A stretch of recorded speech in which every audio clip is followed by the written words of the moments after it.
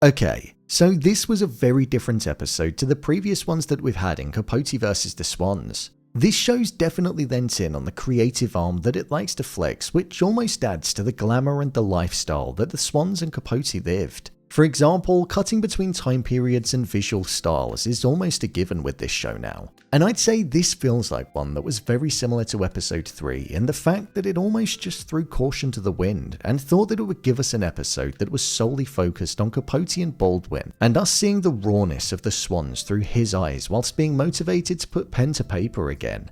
Although this encounter is said to have never actually happened in reality, it made for some good entertainment. So let's jump into this episode and break down the deeper meaning of what happened. Here is FEUD Capote vs. the Swans episode 5, Ending Explained. Just to let you know, this video will contain spoilers. This episode was titled The Secret Inner Lives of Swans, and the episode pretty much lived up to that title, as we saw the even more secret inner lives of the Swans being delved into, hearing the very things that Capote initially left out of his piece in Esquires. The episode was set in 1975, where we saw that Bill and Babe were arguing over what Truman wrote in the Côte Basque 1965. But following this argument, their phone rang and it was Truman on the other end of it, where he received some harsh words from Bill, telling him to stop calling, showing that Truman desired that forgiveness from the moment that it was published, and showed that maybe there was a sense of regret there, especially after what we saw him go on to do. After this, Capote took some pills, many pills in fact, with the intention of ending things for himself, but we saw that he woke up the next day absolutely fine and received a phone call from James Baldwin with the intention of spending the day with him. It's only at the end of the episode where we realized that everything that we saw happen occurred inside his mind between the night that he went to bed after taking the pills and the next morning when he woke up. This is because when Truman finally went to bed after spending the day with James Baldwin, he went to bed in pajamas, but he woke up in the same clothes that he went to bed in during the opening part of the episode. This could be the reason as to why there was a large focus on this time that was spent with Jimmy Baldwin, because it wasn't actually real and it didn't actually happen in real life. So the fact it was inside of his mind, it almost gave the showrunners more of a creative license to fictionalize some kind of motivation or belief which could have spurred Capote to go on to write answered prayers and spill more beans on everything that he'd observed. The ending explained. Right at the end of the episode, after Capote had spent the day with James Baldwin, had lunch, drinks, and was prodded for more information about the Swans, we saw that Truman woke up and all of it was some kind of dream that happened whilst he was asleep, and the tablets were maybe doing things to his body, which ultimately impacted his mind. Once awake, we saw that he'd spent the next period of time focusing on writing the book Answered Prayers, which was a fictional story that was based on his encounters with the people in high society, and that the vision that he had inside of his head, which was the meeting with James Baldwin, had made him want to delve deeper inside of his own mind, and not see what was published in Esquire as a solo piece of work, but to instead see it as a small part of a bigger project, a project which would eventually go on to be released post his death. Capote was off the drink again and he'd almost finished the book. What was interesting about this episode was that there were a lot of comparisons being drawn between Swans, their aggressive nature, and their similarity to the Swans in the show.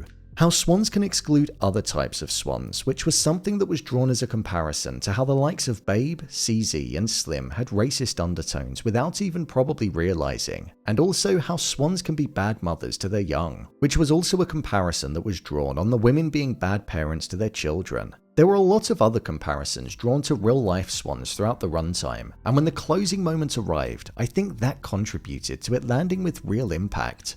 The final moment in the episode was a shot of Capote sitting there waiting to be served dinner by somebody training to become a chef. The entire time we were left wondering what it was that he was going to be getting served.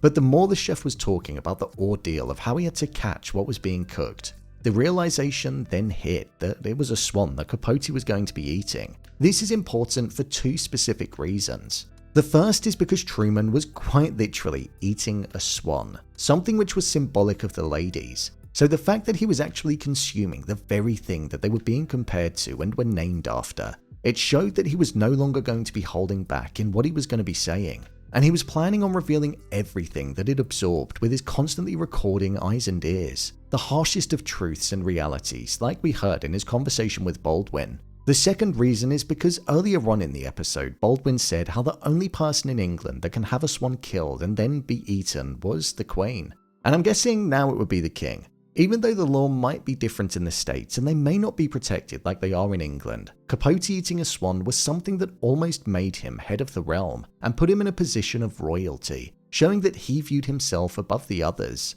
There was also a point in the episode where he said that life with the swans is painful and life without them is painful too. But with him now being on the other side and being outside of the toxicity that was present, he now knows that he can do something with it. So he feels as though he's quite literally got the power. It's dangerous, as we know. Overall review. I thought this was just an okay episode of the show. If I'm being honest, I think it was my least favourite, and my least favourite by quite a long way. It's hard to exactly point out why, but I just found the structuring of it to be a bit strange and quite jarring and uncomfortable to follow. It didn't feel as smooth as some of the previous ones. I like the twist of the meeting with Baldwin being inside of Capote's fever dream type thing that he had while sleeping during the night. At least, that's how I interpreted it.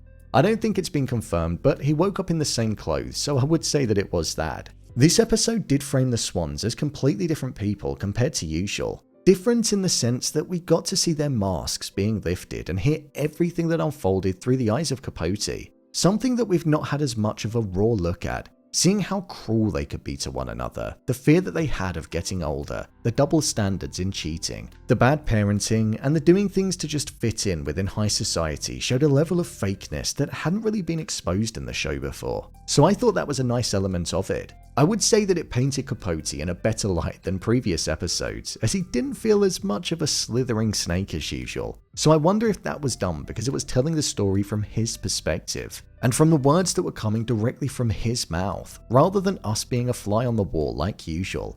The next episode is directed by Gus Van Sant, the person who's directed every episode up until episode 4. The one we just watched was directed by Max Winkler, so that could genuinely be a reason as to why it felt slightly different and a bit slower in pace and rhythm.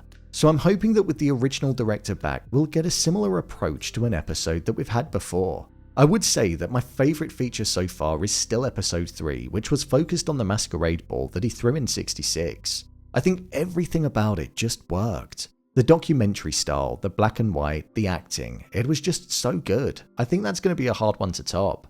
Every week Tom Hollander delivers with his performance as Capote. I think he embodies the role so well and his performance is so convincing. I almost can't imagine him in his normal form at the moment. With only 3 episodes to go, it feels like the season's already drawing to an end. With the way that the show jumps around, I genuinely have no idea how it's going to end just yet. But with the show opening in the 80s, I imagine we're probably going to be finishing at that same point in time. So I'm looking forward to seeing what's going to come. So, there you have it. FEUD Capote vs the Swans episode 5, ending explained. If you want to see more videos on Capote vs the Swans, then click on the card in the top corner. I'm covering the show every week, so be sure to come back to the channel where you'll get a weekly breakdown on the episode.